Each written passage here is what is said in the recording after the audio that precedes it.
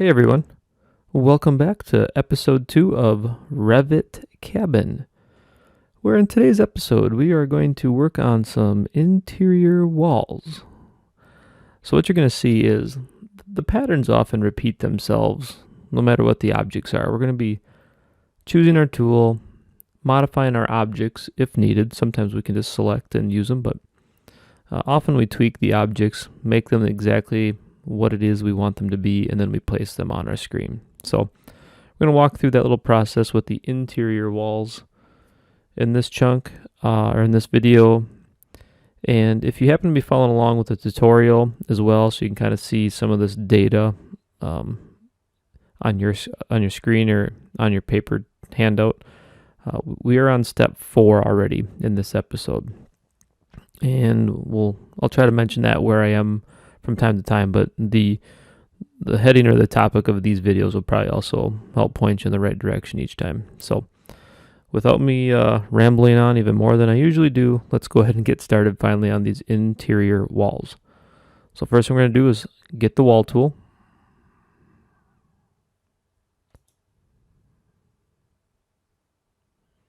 And then we are going to choose a wall that's similar to what we want to start with. So really, generic 6 inches is just fine to start with.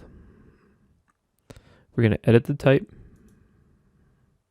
We're going to duplicate. And we're going to give it a name of what we want. We're going to call it cabin. INT for interior. Space dash space 2x4 space dash space gypsum wallboard. Enter. You can see that changes its name right away. We can see what we're working on. And we're going to go into edit structure. That's that button right there. And we are going to need 5 layers total for this wall. So I will insert a couple. There we go at 5. If you want, you can click on the preview so you can see it. Yep. No, really? Okay. So insert a couple. It's not happy that we have structure layers, so actually that's a good way to do it. Well, I'll tell you what, we'll just put in our information. We'll check the preview when we're done to make sure it looks right. Core boundaries should be at 2 and 4, so I click right on the box of 1, which highlights that row. Move it down to 2. Click on the bottom 5 box. Move that up. And our first layer is going to be a substrate. So I click, drop, substrate. Click on the material box. Click on the triple dots. And we're going to look for gypsum wallboard when this comes up. With a G. G. Gypsum wallboard. Click OK. And the thickness on this will be 1/2 inch. So just to show you again alternate ways to put this info in. If it's a 1/2 inch, I can also just type 0.5 inch symbol, enter. And the inch symbol is just the shift quote right next to the enter on the keyboard. So that process is actually a pretty quick way to enter some fractions as well. Layer 3, we're going to make that a structure, which it already is. Click in the box, click the triple dots on the end, and we're going to be going for softwood, lumber. And there it is. Click OK. And that thickness, because the 2x4 is 3.5 inch symbol, enter, or 0 space 3 space 1/2. And last is another substrate right there. Gypsum wallboard, hit those triple dots, G, wallboard, click OK, and make that layer 0.5 inch symbol, enter, thick as well, so 1/2 inch. So we have a wall that is framed with 2x4s, which is a 3.5 inches thick, and then you're going to be hanging 1/2 inch sheetrock on each side, and that's our total wall thickness of 4.5 inches, which tells us right up there. Now let's try to click that preview button, and sure enough, that looks a little bit more in proportion. And in case I didn't say it before, this is a top view. So this is like if you're looking down in the floor plan. Floor plans, by the way, are all section views. They're a floor plan is like if you could imagine walls being cut 4 feet high above the ground and looking down into that cut. You're seeing what all the materials are. Now, if we change that from a floor plan view, we can say section view, which means a vertical cut. So we're looking from the very top of the wall to the bottom of the wall. And if you zoom in, you can see, looks very much the same. Because it's still just the same materials being cut, just the angle at which you're looking at it, either straight down or from the side, I guess. But everything looks really good right there. So we're going to click OK. Click OK again. And I'll just hit this dropper. I just want to make sure everything went through like it was supposed to. Yep, looks good. And we actually do need interior wall that's made with 2x6s as well. So let's just go ahead and make that right away also. So I'll stick with this because, right, we're picking a wall that's similar. Edit the type. Duplicate. And then all we got to really do is actually just change where it says 2x4 to 2x6. And I'm also going to get rid of this little number 2 at the end that they try to throw on there for us. So now it says 2x6 gypsum wallboard. Click OK. Sure enough, I can see the name right there to confirm that. And we're going to go in and edit the structure. And this is where it's nice. We only have to change one thing because we are now dealing with a 2x6 stud instead of a 2x4. We're going to change that 3.5 to 5.5. I'll just hit enter to have it process that. You can see up here we're now looking at a 6.5 inch thick wall. And the reason we have walls like that is because walls that need proper ventilation for the drain pipes. So often there's like a stack in the house to make sure the proper atmospheric pressure is making all your pipes work correctly. And the pipes running through some of those walls need to be a little bit bigger than what a 2x4 wall can hold properly. So we put a 2x6 wall for those vents to run through. Click OK. Click OK again. And now we should see 2 interior walls, a 2x4 and a 2x6. And we are ready to start drawing some walls. Excuse me. All right. So when I'm ready to start drawing walls, one thing when I'm looking at the floor plan, and let me see if I can bring this up right here. So I took a picture of our floor plan so I could kind of discuss just really quick here how I kind of look at these walls. And what's a little bit tricky starting out is you have to think about the walls with no doors or windows because those will make their own openings when replacing them later. So when I look at this drawing, I see, here's how I kind of see my walls. I can click here to make one wall, click there again, and then go straight up and make a third click. So it was a click, click, click, and that'll kind of make that 2 segments of wall. And then I can start another segment. These are all 2x4, by the way. I can click here to start, click there to end that segment, and then go all the way back here with a third click to make that chunk. So click to start, click for that corner point, and click to end up again that wall. And while I'm doing this, I could just, throw another little wall segment in there quick. And then I'm looking at the rest here. And what people often forget is right here where this little bathroom door is, you can kind of see there's a little chunk of a wall that starts on the side of the door. So it's actually one whole wall. And I'll kind of show what I mean with the color here. Let's try green. So I'll be clicking up where this wall is to start.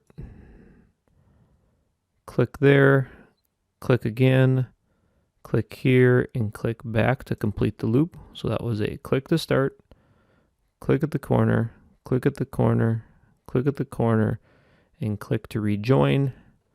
And last but not least, we would switch our walls to 2x6 and then draw this segment in to get our interior walls made. So anyway, that's just the way I kind of visualize it in my head when I'm looking at this stuff. Not worrying about doors and windows right away. That's how we're going to draw it in. So let's give it a chance, or give it a try. So wall tool, 2x4, interior 2x4 wall. So I'm going to start on the left here, and just somewhere in the middle of that wall is a good point. And about halfway across, click, and then go straight up. Good. Now I'm going to move a little bit over to the left, click again, come down a little ways, and then go all the way over to the right, click again. If I go, by the way, if I'm going to the middle of the walls, you'll see how the computer is automatically joining up materials. So it's joining stud layers, it's joining sheetrock layers or gypsum wallboard layers, and getting those nice clean intersections. And I'll also bring, even if you just start at the edge, as long as you're clicking on the walls when you start in some way, shape, it'll blend or join them together nicely. Okay, so that kind of defines our bedrooms with closets.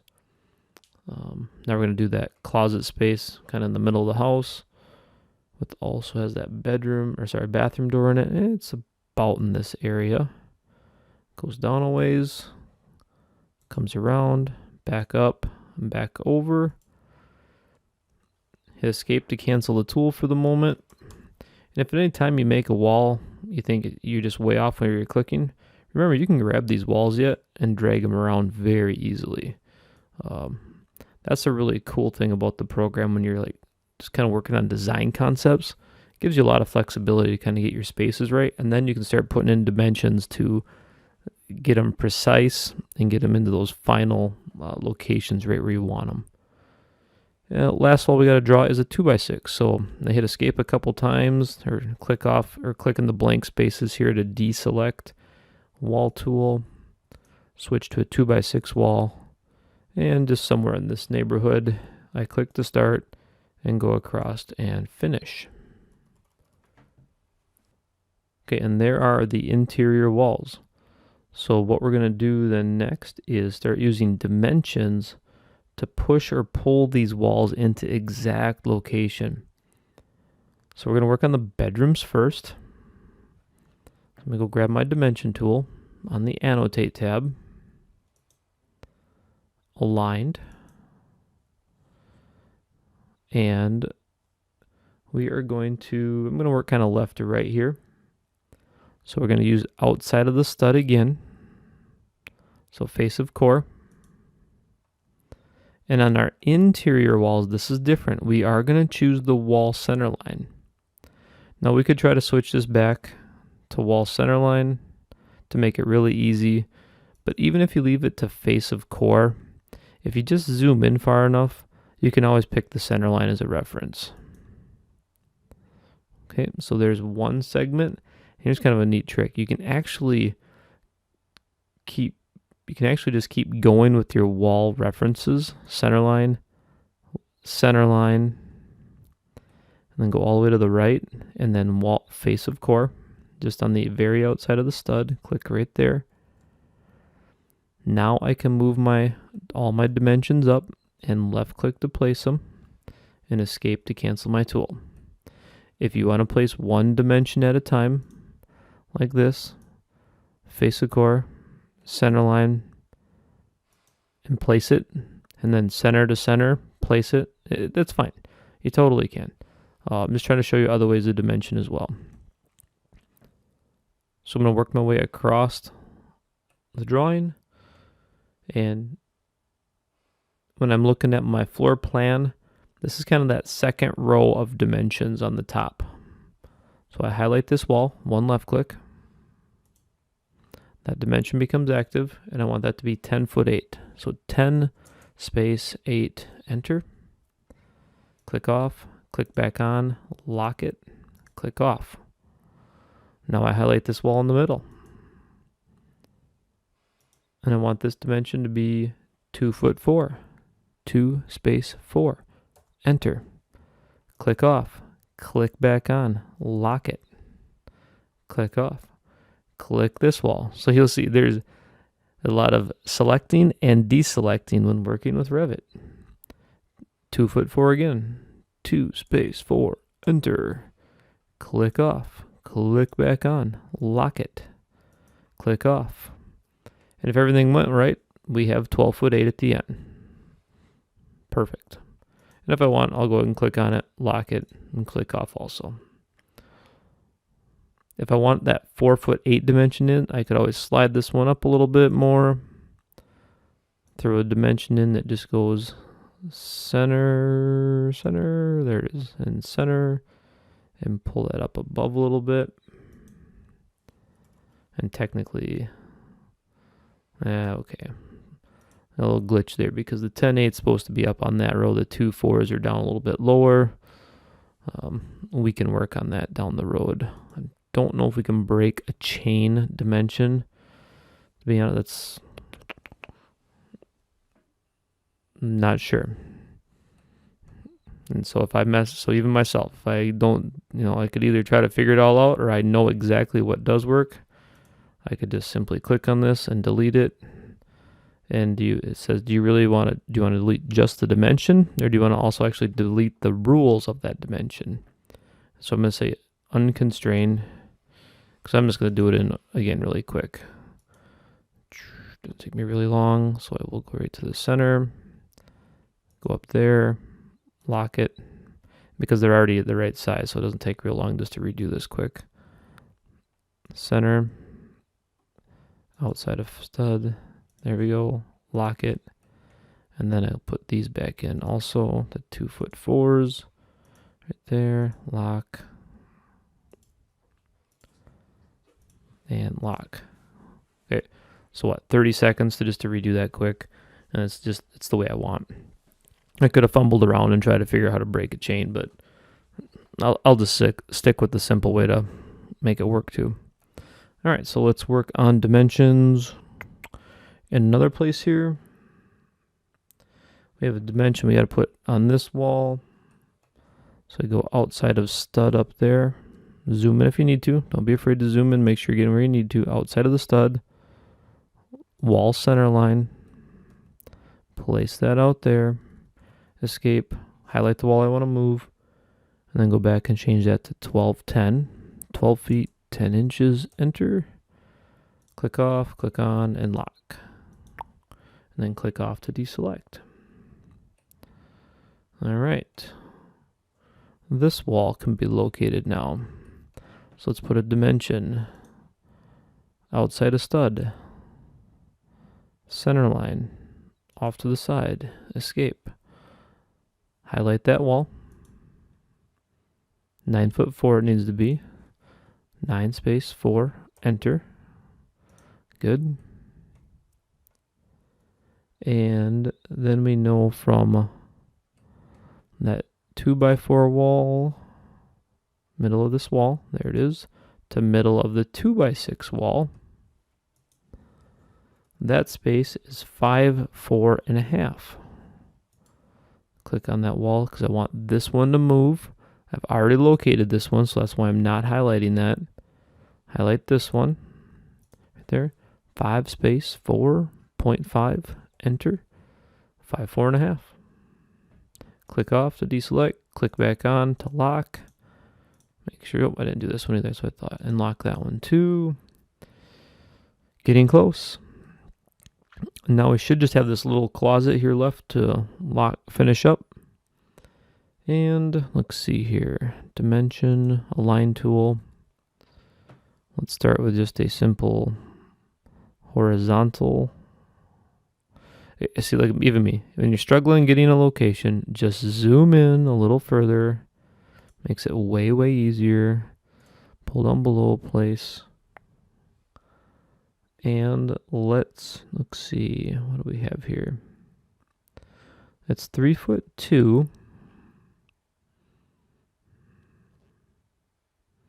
You know what?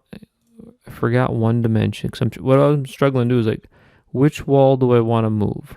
Right? I got to highlight one of these. Well, I was looking to see if there's another dimension. I just saw it. And it's this dimension right here that goes between this wall And the reason it doesn't kind of stand out at first because there's a door here eventually. So, but it goes from this wall to this one. Escape. We're going to highlight this wall at the moment and make this distance 3 foot 6. 3 space 6. Enter. Click off. Click back on. Lock it. And it's also 3 foot 6 in the hallway up here. So I might as well just take care of that right away. So center. Zoom in. Center. Place. Escape. Highlight the wall. 3 space 6. Enter. That's looking a lot better. Click on it. Lock it. That's good. Now I can look at this reference down below. Dimension here to here. And this wall has already been located because of that 3/6. Let's highlight that wall. 3/4. Remember, it's also, if they're now right there, they're matching. So I just look for the black dimension line. And we're going to make that 3 space 2. And there we go.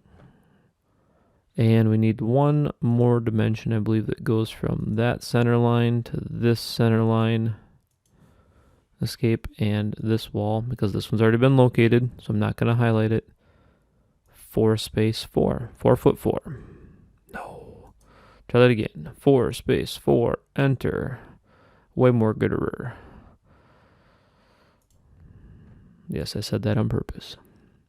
And I think that locks down. Lock that padlock if I want. Yep, the rest are done. That should take care of our interior walls on this Revit cabin project, as far as creating them and locating them. Yep, I think we're good for this video. When you get this wrapped up, look for the next video in the series.